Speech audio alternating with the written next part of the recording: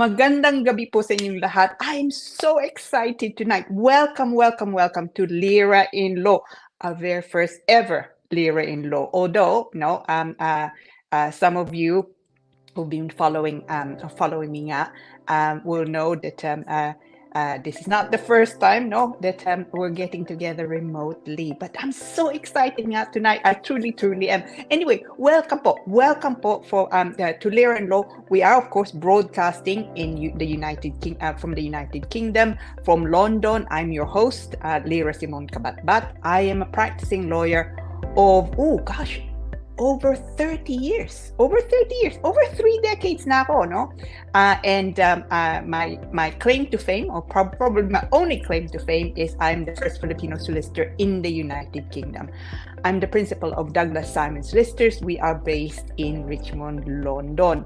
So tonight po, and every night from 7:30 on Thursdays, UK time, we'll be talking about legal issues that affect you. No? So I hope you'll be able to keep me company. I'm so looking forward to it, to having a discussion with you tonight. I really, truly am. And our topic tonight, of course, is another big topic, another popular topic, and maybe it's dahil it was of course Valentine's, kapon nga lang Valentine's, but because maybe it was Valentine's, a lot more people are thinking about mga pamilya nga, dependent. So ang pag-uusapan po natin ngayon is probably one of the biggest topics always, dependent visas, no? And specifically, dahil maraming mga klaseng dependents, specifically ang pag-uusapan po natin ngayon, probably one of the biggest topics within dependent visas is the adult dependent relative route. Now that changed in fact a little bit in 2023. So yun pong pag-uusapan natin. So kung meron kayong mga pamilya na gusto nyo dalhin dito, especially mga bata na may edad na, by that I mean over the age of 18, now please stay tuned because you may find this helpful. And of course, papag-usapan natin hindi lang yung batas, but we're going to apply it on a practical basis, no? So I really hope now that you stay with me and keep me company throughout, and that you enjoy our show. So now we're going to have a very brief break, and then we'll be back again to talk about, of course, the topic natin. And huwag niyo kalimutan, I would like, we will have, of course, our usual, yung batian natin, which is, as much as I like talking about the law, of course, yung questions and answers natin, the part I love most is the batian. So please, post your comments, kung meron kayong mga questions, post it on Facebook. We'll try and deal with it tonight, especially kung babatiin nyo lang ako. Please do. I'm so looking forward to it. So we're going to have a very short break and then we'll be back and we'll launch into our massive topic of adult dependent visas. So I hope that you'll come back and keep me company. Okay, so brief break lang, saglit lang po, and then we'll be right back. Okay, see you soon.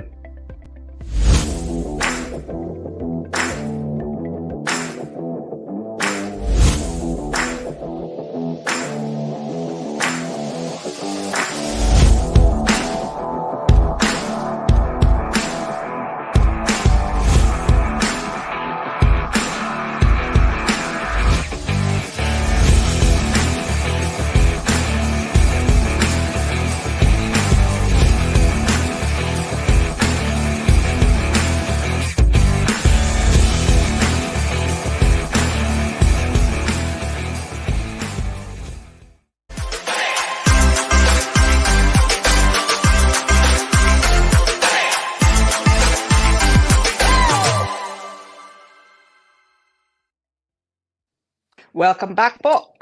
Welcome again to Lira in Law. We are, of course, on every Thursday, 7:30 po, and we're broadcasting live from London, England. So we'll be discussing all sorts of legal topics, but ang pag-usapan po natin ngayon, of course, is the adult dependent relative route, no? Again, it's a massive topic and usually one that confuses nga people. Sometimes may mga tao din nagpapayo nga sila na walang problema, ganyan makukuha yung mga bata, and that's not necessarily nga the case, unfortunately. So itong pag-uusapan po natin ngayon, it is, as I say, a big topic and one that I think is a problem or has often been an issue with a lot of people, and has caused really, not just legal concerns, but also has caused quite a lot of difficulties. Kaya pagka nagpasok nga kayo ng application, kung ano yung pasok nyo, then of course that goes on your record. So kung meron kayong refusal, then that may prejudice any future applications that you then likely to make. So pag-uusapan po natin ngayon, dependent visas, but specifically nga adult dependent relative visas. Okay? So look, without further ado, as I say, broadcasting directly from London, England,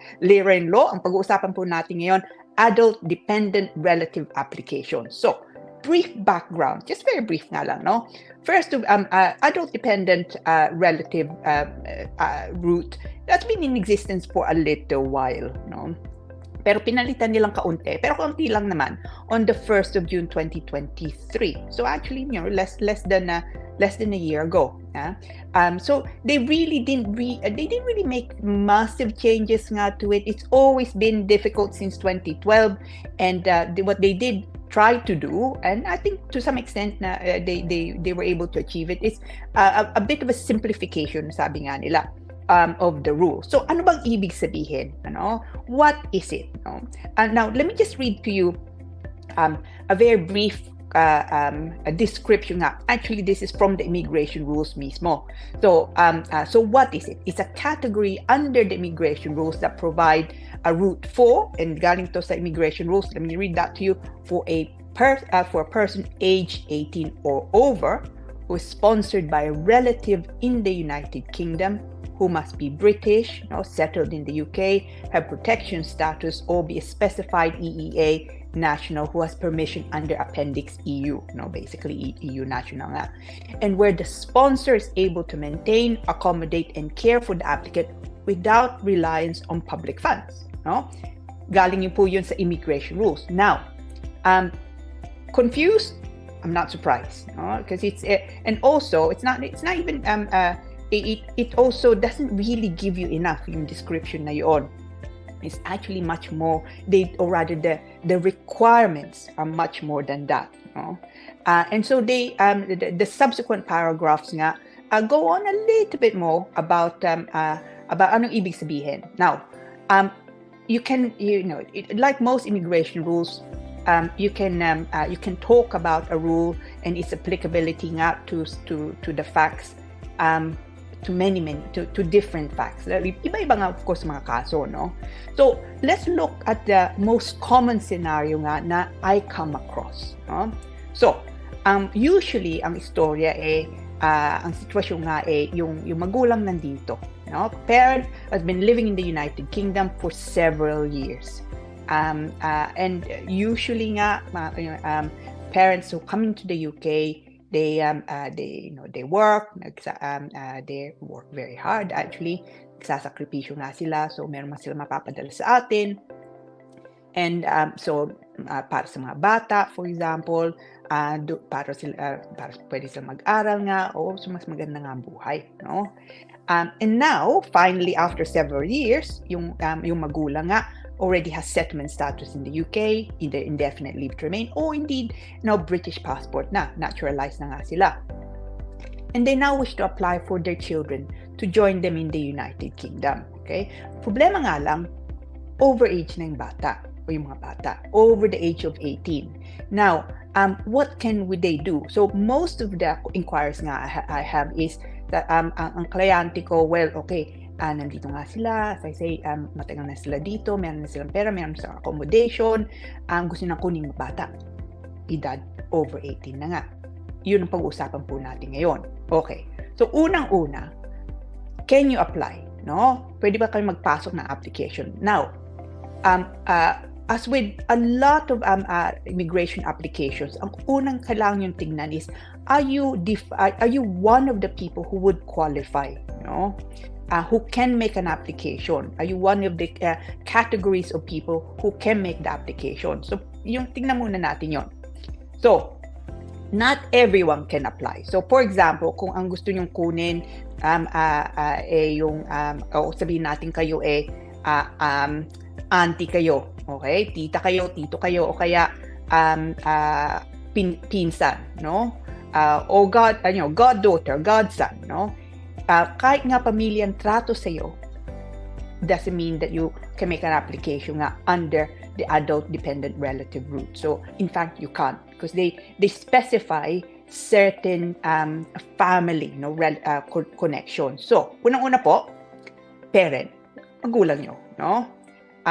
Grandparents, lola, lolo, son or daughter, kayo, yung pinag-uusapan nga natin, o indeed brother and sister. So kung nandito nga kayo, kung gusto niyo kunin yung kapatid niyo nga nasa atin, but potentially that's a possibility. But the most common nga situations na I come across is for children over the age of 18. So sabihin natin gusto niyo kunin yung anak niyo nasa atin nga, o gusto niyo samahan nga dito yung magulang niyo nasa Pilipinas nga kayo. So now, kung anak nga kayo, you will satisfy the first condition. Are you a relative? No, are you a family member, if you like, but ang definition relative. Are you relative for the purposes of the adult dependent relative route? The answer is yes. Okay, so at least we tick one box. Problema nga lang the other boxes, the other conditions, and this is where sometimes nga mga tao, no, ang payo nga sa kanila, walang problema, anak mo siya, makuha mo nga siya dito. And that usually means, unfortunately, no, disappointment, no? So, and as I say, kung magpasok nga kayong application, as far as you can, no, siguraduhin nyo na meron nga kayong, meron kayong grounds, no, na meron kayong makukuha nga, no, that it's a real possibility. You should never make applications that are never going to happen, no, because sayang nga lang pera nyo. But more importantly, then you create a background. You don't want that. So, your relative, anak kayo, you want to come into the United Kingdom, yung nga lang over 18 kayo. Great. Box tick, no? Now, ano pang kailangan yung pakita? I'll zoom through some of the requirements nga, because most of them may not necessarily be an issue. Actually, my experience is they're not really issues. There's one that's particularly problematic, pero I'll deal with that the last point, no? Now, validity requirements. It just means, it's just legal speak for you paid the fee, no? Kailangan nyo magbayad ng fee. And of course, you need to complete the right form. Yeah. So for forms, for those coming into the United Kingdom, the application you need to submit is the one that says join or accompany family member in the United Kingdom. That's the one, no? When you go the online application. So it just means paying the right fee, and as I say, completing the right form. That is the validity requirement. Yeah. Now, there are other things na kailangan mo din for the validity. You need to also be able to show that you've done the tuberculosis test. Pag-usapan natin yung mamaya. Suitability grounds. Again, not usually a problem that I come across. Suitability just means, it often means good character. Na wala nga kayong ginawa sa Pilipinas, o nasa Pilipinas nga kayo, that causes of concern. Criminal matters, for example, no? O immigration background, no? So, kung meron kayong immigration background nga dito, umuwi kayo sa atin, then that may in itself cause you a problem. So, suitability requirements. But again, as I say, usually hindi yung problema sa mga kalyante ko. Now, entry requirements, no? As I was saying before, the tuberculosis test. Dahil kung makakuha nga, itong application na ipapasok nyo, over 6 months ang visa kukunin nyo. So, ibig sabihin, kailangan nyo itong TB, tuberculosis certificate. Now, careful may isang, there's only one clinic, I think still one clinic nga sa Pilipinas who can issue a valid TB certificate. So, kung meron kayong doktor sa atin, hospital nga malapit sa inyo, it doesn't mean they won't be accepted. So you need actually this designated clinic, no, that issues you nga with the TB certificate. And then, of course, financial requirement. Pag-usapan din natin yun. Now, unlike, say, spouses, no, especially spouses nga ngayon, no, the spousal route has been very controversial of late. Dahil magbabago nga yung income requirement. Now, ito, the adult dependent route, there's no specific income requirement. So, hindi mo kailangan pakita nga necessarily na 38,000 ka o 18,600 ka. But you still need to satisfy the income requirement. Kailangan yung pakita o kailangan pakita ng sponsor nyo na pagka nandito na kayo, sapat ang pera nila. And now, that they will have, there will be a sufficient financial support. Now, ibig sabihin, din nun, meron kayong titirhan dito. And you're not going to be receiving public funds. Okay?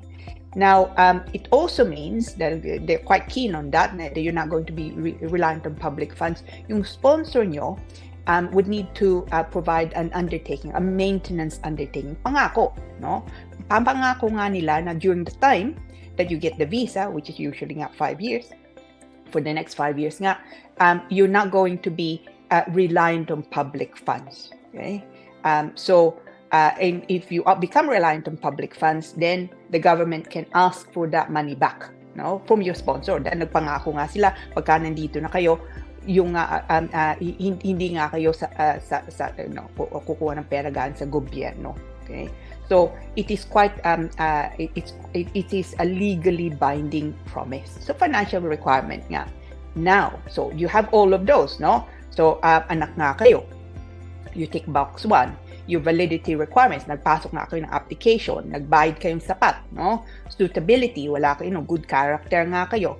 Entry requirements, meron nga akong TB certificate, no? Financial requirement, yung sponsor nyo, sapat ang pera niya, meron din kayong titirhan nga dito. What else? And this is where really it becomes more difficult. I would say 90%, no, maybe higher than that, no, of applications are in fact refused on this next requirement, and that is the dependency requirement for adult dependent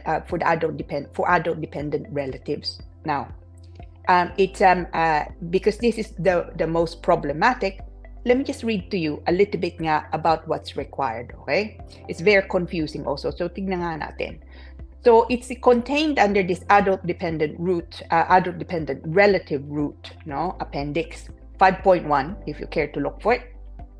Ang sabi po dito, the applicant, no, or if the applicant is applying as a partner or grandparent, the applicant's partner must, as a result of age, illness, or disability, require long-term personal care to perform everyday tasks. Yun ang una.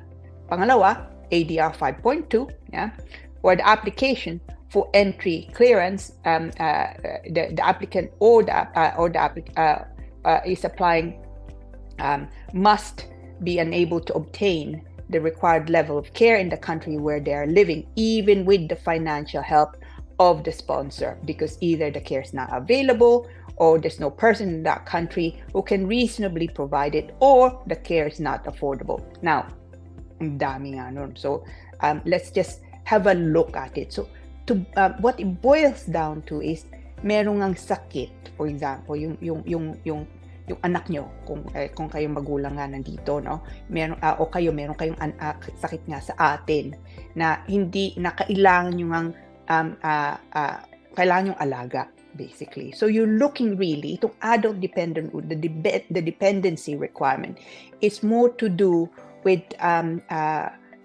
kung may sakit nga yung bata and you need to take them to the UK, so kailangan kayo mag-alaga. At saka walang tao sa atin na pwede nga mag-alaga sa bata, no? Well, I say bata, of course, adult na nga sila.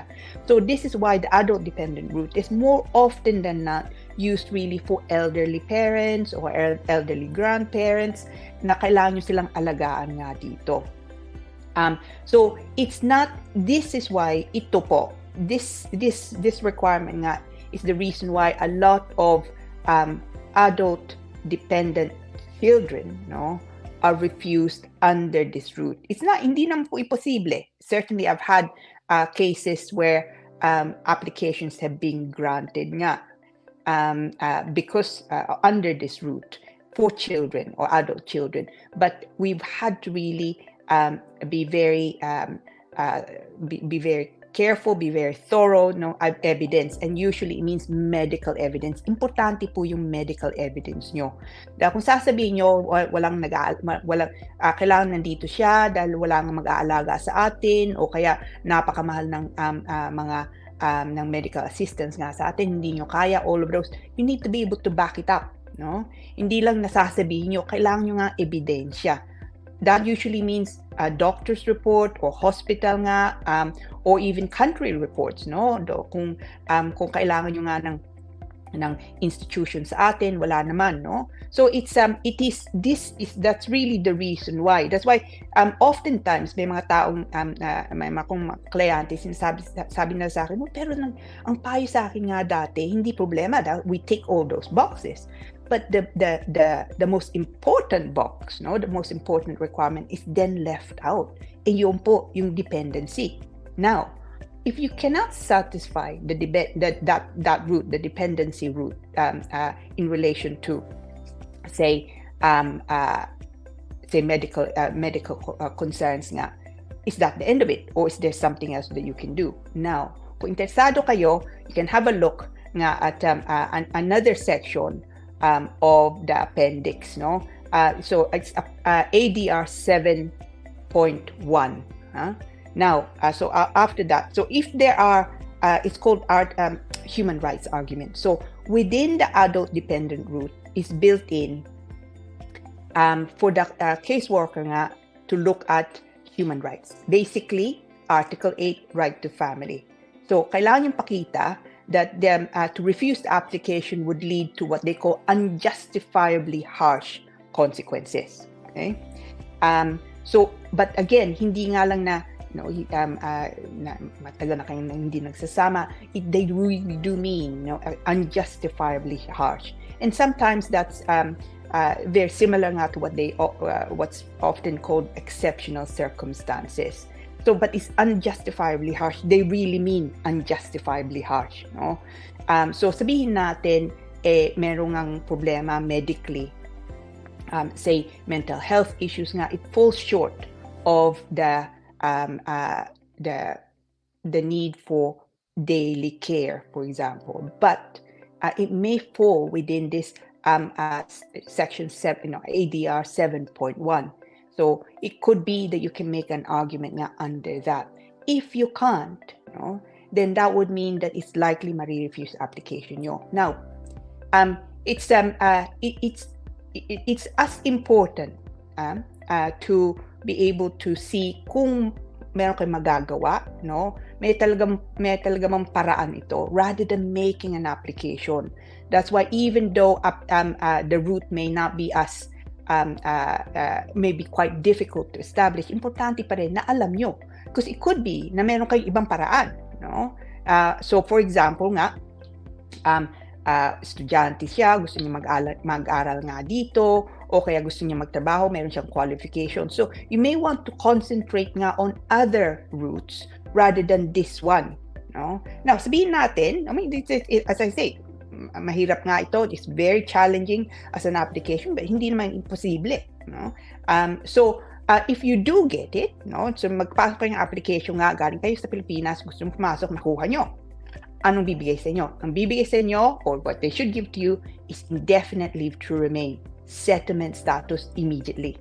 Okay, so which is great, because obviously you would then be able to stay in the United Kingdom indefinitely. Right? So it's actually a great visa to have if you can get it. But it doesn't mean that, as I say, it does not absolve your sponsor from the maintenance undertaking. Kailangan pa rin nilang gawin yun. And that is in play for 5 years from the date nga of the visa. So, but kung makuha nyo nga, as I say, it would be great because then you have settlement status in the UK immediately. But it usually also means that meron nga kayong sakit, no? So for those of you po na tinitingnan, you're looking at this, adult dependent adult dependent relative and you are seriously considering this route that mayroong aking anak nasa Pilipinas, pero kung wala naman silang sakit, okay naman sila sa atin, maganda naman ang buhay nga doon, no? Nag-aaral sila o may trabaho nga sila, yung nga lang, overage na sila, gusto mo silang kunin, then this may not actually be the right route, no? And as I say, it's important to know that it's not the right route as it is to know that it is the right route, no? So choose the right application, because otherwise kung may refusal nga kayo, then it could be that it causes you more of a problem nga later on, okay? But as I say, hindi naman posible. So if you want to if you think your facts fit it, then you should certainly have a look. But this is one of the few applications that I would say you should really get legal advice. That it's one that is so difficult to establish. So it's but nevertheless, no, it's, as I say, it's not impossible. It's just absolutely not difficult. Okay. Now, I hope that you enjoyed that. It's quite a big topic, so it can be quite a depressing topic. So I'm sorry to start out with that, but I've had so many inquiries about this topic, so I thought, okay, no, pag-usapan nga natin yun. Now, okay, so now let's maybe have a quick break, no, and then pagkatapos na, and then when we come back. And I hope you'll join me again.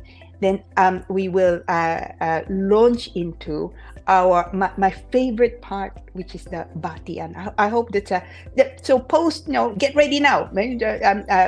Send your comments, absolutely, and please say at least hello. Okay, all right. So saglit lang po, babalik kami.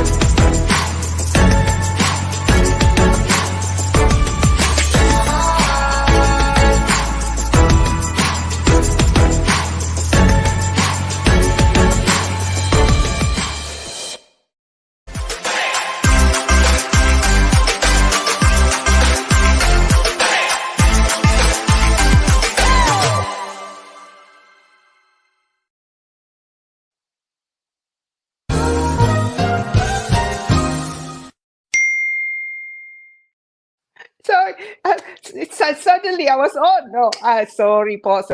Now, this is my absolute favorite part of our show, no? Now, batian, and I do hope that we have some greeters, no? So tingnan po natin. Let's have a look. Let's say hello. I hope that. Oh, the guy. I do love this man. Okay. And actually, he features later on, no? So, mild Thursday to Attorney Lira and to the viewers. Congratulations on your new show. Working from home today. Busy. Are you always busy, guy? Pero looking forward to lots of learning again today, listening to Attorney Lira's lovely voice. Thanks, guy, the guy. This guy is really, he's so lovely. He's so organized and he's so hardworking. But he really is multi-talented, and he's just made history. No, he is our first commentator. No, on our first Lira in Law broadcast. Tingnan mo. Thank you, Egay. Edgardo, of course. Egay, the guy. Oh, Edgar! Oh, I love this guy. Ganda ng mga graphics. Magandang gabi. Oh, na heart emoji. Sa wakas, nakapanood din. Bagong tahanan. Welcome po. Magandang gabi, Attorney Lira. For those of you who have met Edgar Duway, he is you were, I'm sure, impressed, and were in for a treat. He's musically, si Edgar, he's so talented, but he's just such a such a nice bloke also. Charming, absolutely. Kamusta ka, Edgar? Hopefully all is well in Derby, no? And that you're keeping warm. Oh, Miss Rafael! Oh, I love Miss Rafael. No, Emmeline Rafael, the beautiful Miss Rafael. Oh, and she's feeling good. Tignan mo, caps uli, no? Good evening, Attorney Lira, and everyone. Very excited to watch this new show of Attorney Lira. Oh, salamat po. Miss Rafael is brilliant, no? She's watching from Wimbledon. Wimbledon is, of course, London, and the home of tennis, no? Kamusta ka, Miss Rafael? Hopefully you're doing well. I hope you're inside, no? Ewan ko, umuulan nga ngayon. But in London, kanina, nung umuwi ako, it was trickling a little bit. Kamusta po, Miss Rafael? We love Miss Rafael. She's beautiful. Ma'am Cora! Another lovely lady, no?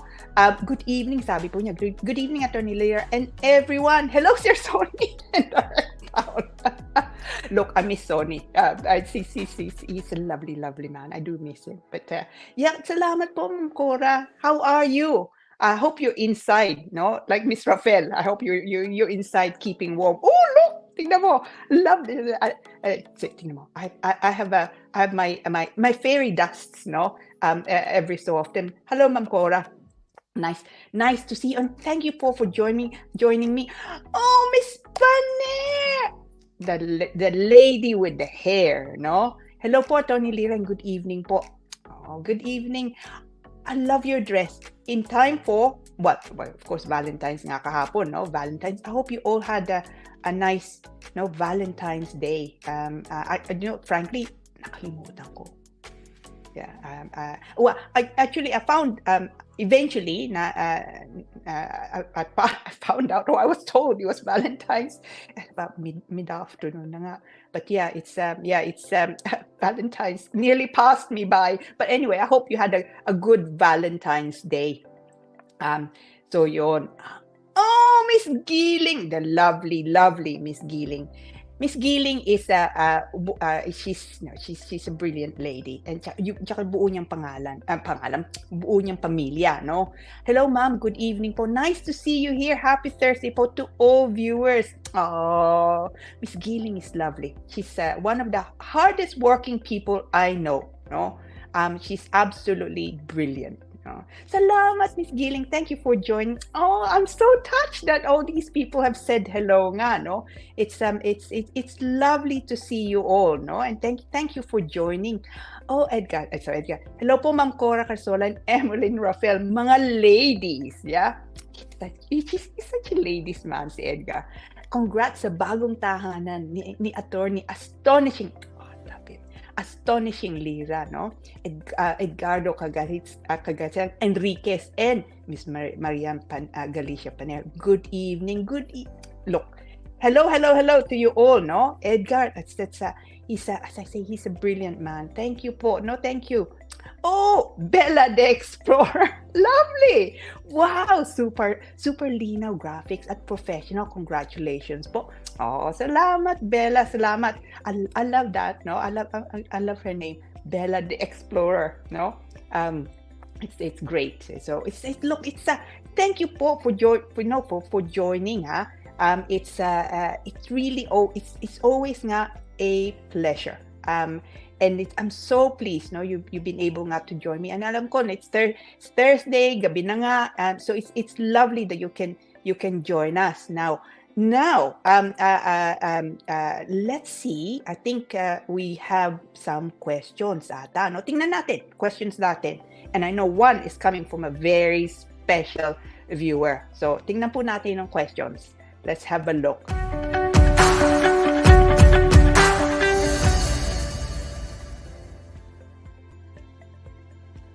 Okay. Hi, Attorney Lira. Congrats on your new show. This is Egay the Guy and Super Justin. Question naman. Kasi normally pag summer, nag-uuwian ang mga family dito sa UK papuntang Pilipinas dahil bakasyon ng mga bata. So, pagpunta namin ng Pilipinas, ano ba ang mga hanapin documents, anong kailangan i-present? And at the same time, pagbalik dito sa UK, anong mga documents naman din ang hahanapin? Maraming salamat sa sagot. More power on your show. Bye-bye. Oh, wonderful, no? He is, of course, egg guy, the famous egg guy. But this time, if he's Batman, then he has his Robin, no? Si Justin, yung anak niya. Oh, salamat. Now, great question, especially, tama ka, no, Edgardo, dahil ang daming mga tao ngayon, they're looking to book their holidays. It's summertime na nga. Actually, some people have given them Christmas nga a miss dahil napaka mga Christmas time, no? I can't believe it. Meron kaibigan, sabi niya sa akin, they were quoting for tickets, no, for flights, like over £1,000. But anyway, so a lot of people are actually just now booking, and some are going for Easter time, o kaya really actually in the summertime. Now, anong kailangan nyo kung uuwi kayo sa akin? So I'm assuming that dito nga kayo nakatira, babalik kayo nga sa atin. Now, they have, fortunately, thank goodness, no, simplified, no, kung anong kailangan nyo gawin. So there's this thing called the electronic travel declaration, no, yung kailangan nyo. And a lot of countries, like US, for example, they have their own thing. But you do that online po. You complete basic information lang naman from pangalan nyo, date of birth nyo nga, and also of course the yung health situation, whether you've had vaccination nga. But otherwise yung nga lang. Now, libre po yun. And you do that nga online. So you can do that on your phone, certainly on computer, ganoon. So it's not so bad. And that it needs to be done by everyone. So kung Pinoy nga kayo, o kaya you're a foreigner, British nga kayo, you need to do that. And you should do that, of course. And you can do that up to 72 hours po before you're due to fly. So not too early, but 72 hours before you can do it. Now, so sabihin natin, nakauwi na nga kayo, you had a great time, lakwat siya, pabalik na nga kayo dito. Anong kailangan nyo pakita? Now, again there, it depends really, of course, kung anong status nyo. So, British kayo, of course, kailangan yung British passport nyo. Well, anyone coming into the UK will need their passport. Kung indefinite leave to remain kayo, of course, kailangan yung passport nyo nga, that's still, of course, valid, and of course, proof of your status in the UK. O kung limited leave kayo, again, the same. Now, let's talk a little bit about BRPs, the Biometric Residence Permit or Biometric Residence Card, sometimes they call it, no? The two are actually quite different. But anyway, card o permit nga, yung maliit nga ang tsura, parang bang lisensya. Actually, looks like credit card, parang yung picture nyo. Nandoon, if you unless you were granted the visa a long time ago, o kaya you never made an application for BRP, and really you should have, meron kayong ganito, no? So maliit nga lang. Now, for most of you, and this is something I always say to my clients, pagka nakakuha na kayo ng visa, ang card nyo matatapos 31st of December 2024. It doesn't matter kung lalagpas pa doon ang visa nyo. So, ako ang visa nyo nga say spouse visa, 2.5 years ang visa ang bibigay sa inyo. Ang visa nyo for another 2.5 years, pero yung card nyo matatapos 31st of December 2024. Huwag kayong matakot, huwag kayong nervyusin, that everyone's cards will finish on the 31st of December 2024.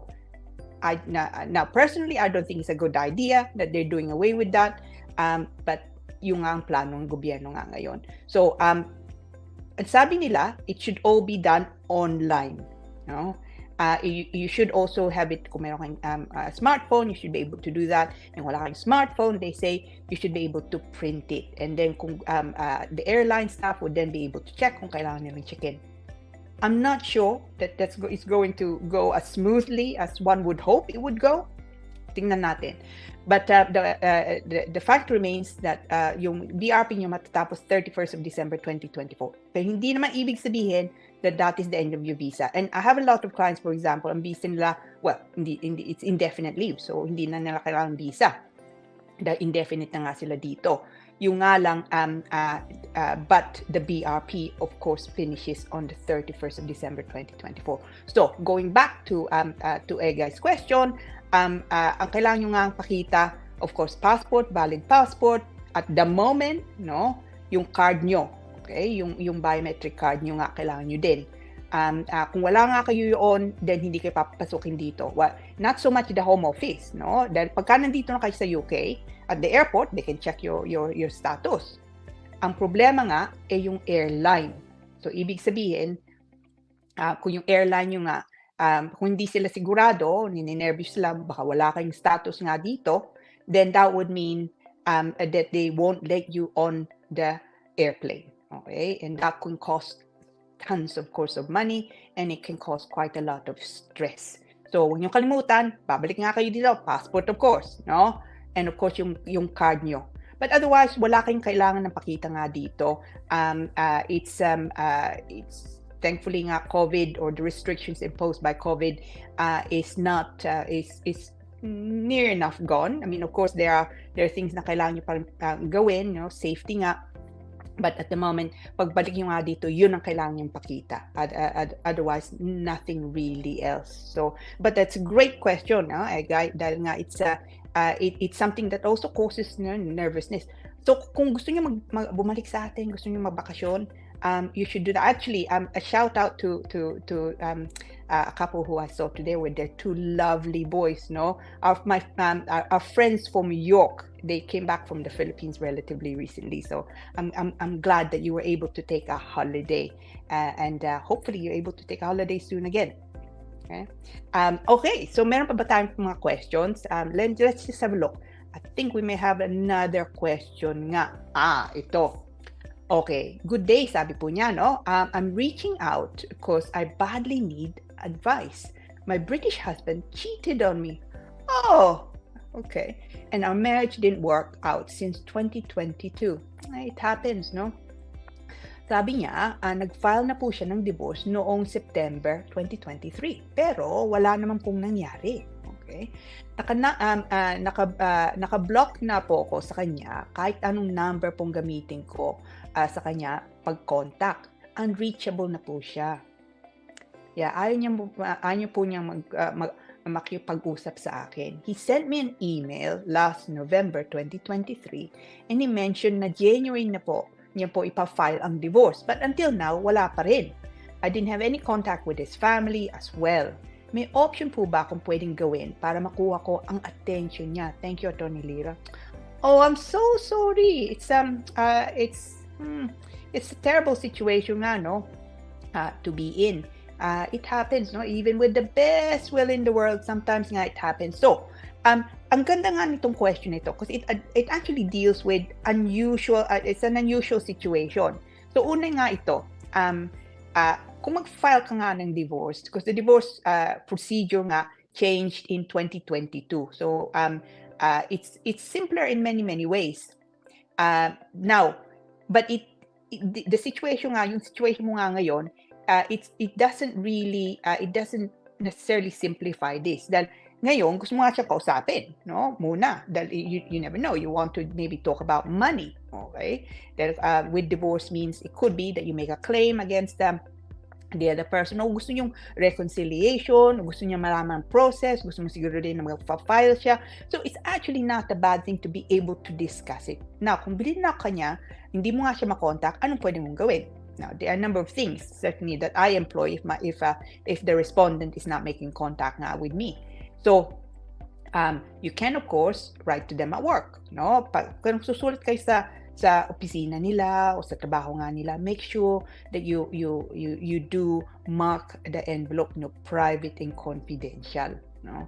Try as much as you can not to just email. Dahil nga, kung mag-email nga kayo, goodness knows where that goes. No? But in a way, he's not giving you much choice. No? I'm so sorry. No? So, that's one thing. So, you can try and see about making contact at work. Now, in some cases, and frankly, I don't do this too often in relation to respondents for my in proceedings nga. But in some cases, you can of course instruct a private investigator to just to serve him, to give him your document, o kaya to say to you, nasan ba siya, to see if there are other means of contact. Nga, kung lumipat siya, hindi mo nga lang alam kung nasaan siya. But that costs money. So before doing that, I would tend to make contact nga with work if you can. Now, sabihin natin, on purpose, he did not send you the documents, o kaya he pretended to have sent you the documents, hindi naman nga pinadala sa'yo. Tapos the court then issues the divorce.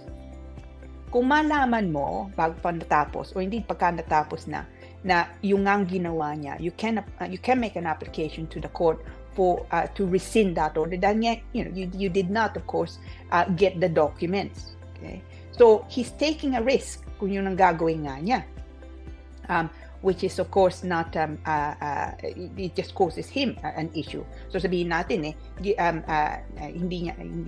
he did not serve you properly. It could be that he gets the final order, in the olden days called decree absolute, tapos nag-asawa siya, and then you make an application then to get the decree absolute rescinded, that you were never served with documents. Then of course problema nga niya yun, and that may then cause problems with the subsequent marriage.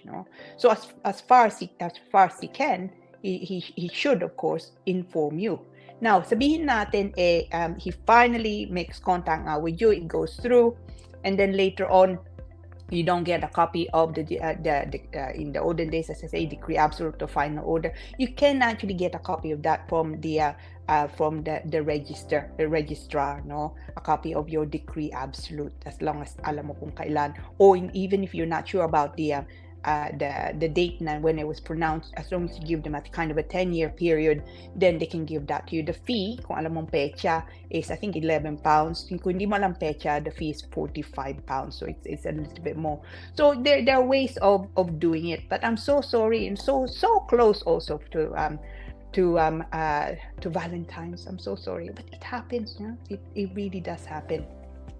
So it's not an easy situation to be in, unfortunately. Now, so it's been, I don't know if there are any more questions, but if not, then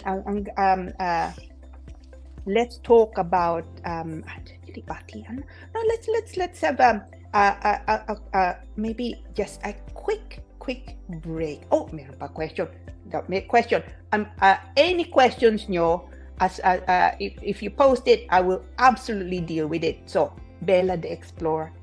I love yung nickname mo, Bella. Paano po mag-apply paano po bang mag-apply ng BRP? Oh, well, it's easy. Actually, it's probably one of the easiest applications nga.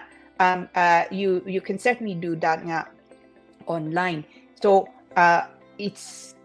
look, Bella, ang gawin mo, it's so easy. Pag mag-email ka sa akin mamaya, I will send you the link. Okay? And it's also relatively quick. Pero yung nga lang, kailangan mo pa rin pumunta nga doon sa it's not Home Office UK Vax to give your to get your photo done, and also yung fingerprints mo. But it's actually not too bad. Now, okay.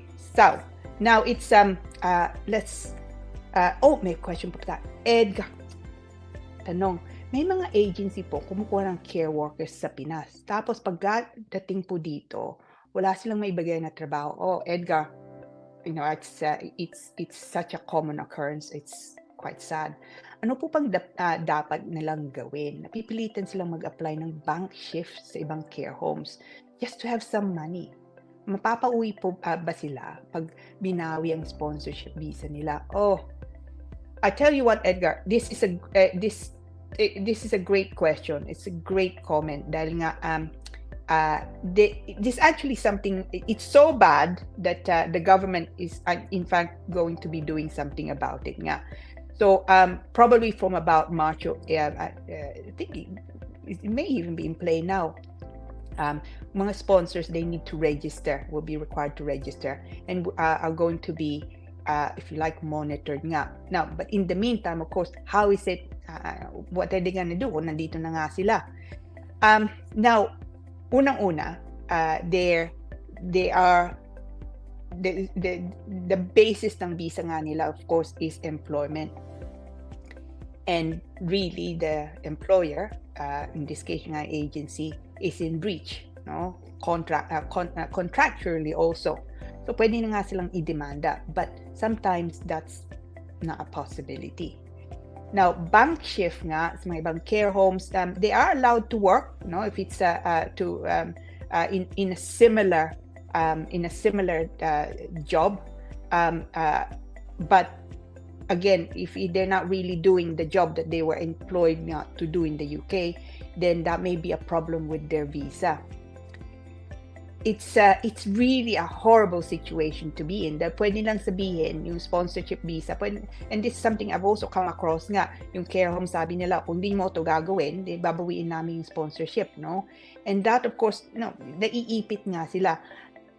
Some of the clients nga that I've come across, ganitong sitwasyon nga nila, ang payo ko, see if you can make an application to change your sponsor, no? Well, to get another cost, a certificate of sponsorship nga. Maraming mga care homes, even hospitals, looking for carers in the United Kingdom. And especially kung meron nga silang magandang experience. So it could be that they can simply change nga employment. And there's kung sabihin ng employer nga, kung gagawin mo yan, then we're going to sue you, no? For breach of contract, then they sabi ko nga sa mga kliyente o sa mga clients, sabi ko, well, they should just try that, no? Dahil kung kasalanan nga nilang muna, then you can hardly be blamed for getting another sponsor nga. So it's not an ideal, no, solution nga, but that's probably the most practical route, no? Kumuha silang panibagong employer. So yun ang payo ko, Edgar. So I don't let me just see kung meron pa tayong mga questions nga. Otherwise, then okay. So now, it's so let me just see if we have any other people saying hello, no? My favorite part nga. So tingnan natin. Any other tingnan ko nga dito kung any other kamusta. Oh, okay. So if you're still minded to message me to say hello, please do, no? Because truly I enjoy it. Now, okay. So look, it's been what can I say? I've been so excited. I've been so looking forward nga to seeing you all, to doing this again, no? So I'm pleased you've been able to join me, you know, and I hope that you enjoyed it and that you will continue to join me in the coming few weeks. Ano po to? So galing kay Edgar Albert Domingo, panoorin mo ito.